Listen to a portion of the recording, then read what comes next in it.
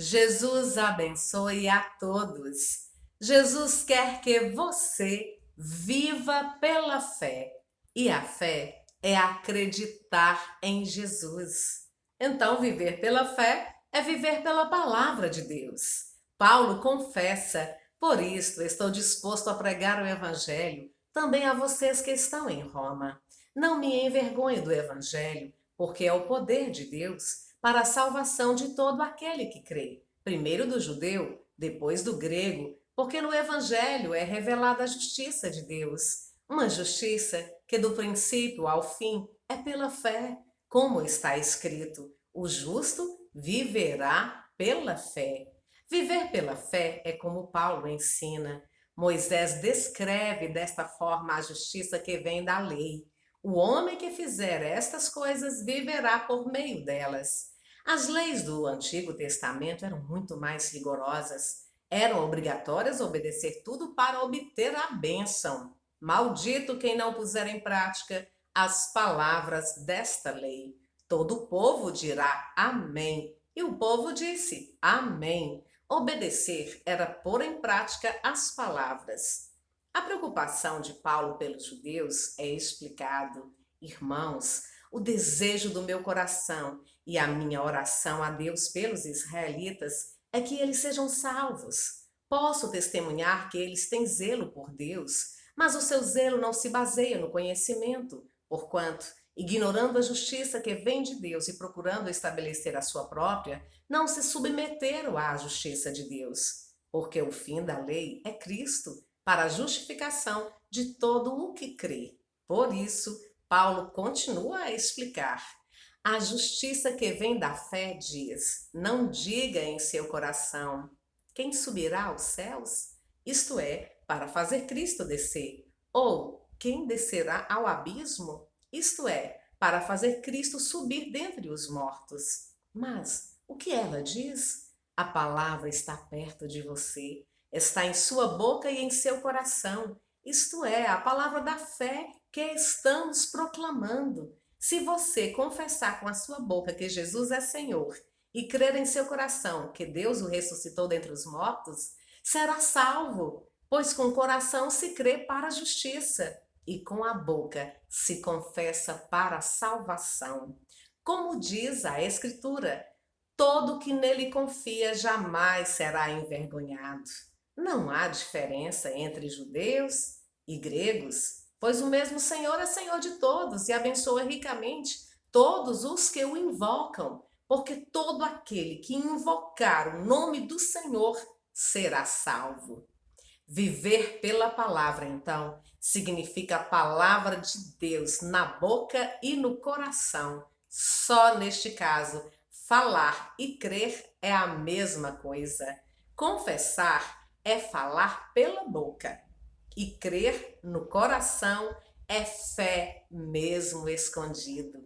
A palavra de Deus no coração significa obras acompanhando a fé, porque assim mostra a fé por Deus que te olha em segredo. Quando você orar, vá para seu quarto, feche a porta e ore a seu pai que está em secreto. Então seu pai que vem em secreto o recompensará. Tem jeito de mostrar a fé que ninguém vê? Meu justo viverá pela fé. Significa obras acompanhando a fé. Tiago ensina: de que adianta, meus irmãos, alguém dizer que tem fé se não tem obras? Acaso a fé pode salvá-lo? Se um irmão ou irmã estiver necessitando de roupas e do alimento de cada dia, e um de vocês lhe disser: vá em paz, aqueça-se e alimente-se até satisfazer-se, sem porém lhe dar nada, de que adianta isso? Assim também a fé, por si só, se não for acompanhada de obras, está morta. Mas alguém dirá: você tem fé, eu tenho obras. Mostre-me a sua fé sem obras, e eu mostrarei a minha fé pelas obras. Você crê que existe um só Deus? Muito bem, até mesmo os demônios creem e tremem. Insensato. Quer certificar-se de que a fé sem obras é inútil? Não foi Abraão, nosso antepassado, justificado por obras, quando ofereceu seu filho Isaque sobre o altar? você pode ver que tanto a fé como as obras estavam atuando juntas. E a fé foi aperfeiçoada pelas obras.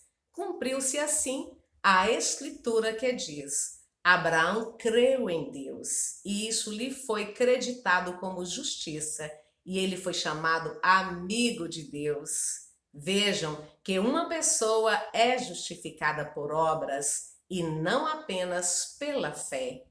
Caso semelhante é o de Raabe, a prostituta. Não foi ela justificada pelas obras quando acolheu os espias e os fez sair por outro caminho? Assim como o corpo sem espírito está morto, também a fé sem obras está morta. Assim é viver a palavra de Deus. Covid mudou a nossa cultura, mudou hábitos, mudou a nossa forma de ganhar dinheiro, mudou os relacionamentos, mudou o modo de reunir, pois as pessoas se ajustam fácil e tão rápido possível às situações inesperadas. A pandemia trouxe uma nova situação a todas as maneiras de viver e está criando desafios para as tradições. Qual é a nossa tradição? Para o Antigo Testamento era sacrificar animais, pelo menos uma vez por ano. Assim influenciou todas as outras religiões fazerem o mesmo até os dias de hoje. Para o Novo Testamento, que não precisa mais sacrificar animais, a ordem é se reunir em torno da mesa do Senhor, para poder comer e beber com a presença de Jesus. É a reunião nas igrejas. Para muitos, é a presença física de Jesus. Para alguns, é em memória de Jesus. Para outros, é a presença espiritual de Jesus. Mas com o Covid, tudo mudou. Paulo ordena: quanto a você, porém, permaneça nas coisas que aprendeu e das quais tem convicção, pois você sabe de quem o aprendeu. Porque desde criança você conhece as sagradas letras, que são capazes de torná-lo sábio para a salvação mediante a fé em Cristo Jesus. Toda a Escritura é inspirada por Deus e útil para o ensino, para a repreensão, para a correção e para a instrução na justiça, para que o homem de Deus seja apto e plenamente preparado para toda boa obra. Todos querem manter esta tradição. A reforma espiritual é a própria palavra de Deus em nossas vidas. É a tradição, mas também é a nova tradição. Nós oramos imediatamente. Nós expulsamos os demônios imediatamente. Continuamos a fazer isso em nome de Jesus, mas em todo lugar e em qualquer momento. O que mudou foi a velocidade de atender as pessoas para orar e para falar a palavra de Deus. A velocidade para consolar e ensinar mudou. É na velocidade do pensamento e na da internet. Os aplicativos da mídia social possibilitam esta velocidade. É o Espírito Santo agindo em todo lugar e em todo momento. Jesus, porém, fala: não pensem que vim abolir a lei ou os profetas. Não vim abolir, mas cumprir. Digo a verdade. Enquanto existirem céus e terra, de forma alguma desaparecerá da lei a menor letra ou o menor traço, até que tudo se cumpra. Todo aquele que desobedecer a um desses mandamentos, ainda que dos menores, e ensinar os outros a fazerem o mesmo, será chamado menor no reino dos céus. Mas todo aquele que praticar e ensinar estes mandamentos será chamado grande no reino dos céus. Pois eu digo que se a justiça de vocês não for muito superior à dos fariseus e mestres da lei, de modo nenhum entrarão no reino dos céus. Somos filhos de Deus, carregamos as sementes de fogo, carregamos as palavras de Deus na nossa boca e no nosso coração. Pelo Espírito Santo, somos imitadores de Cristo. Jesus quer que você viva a palavra.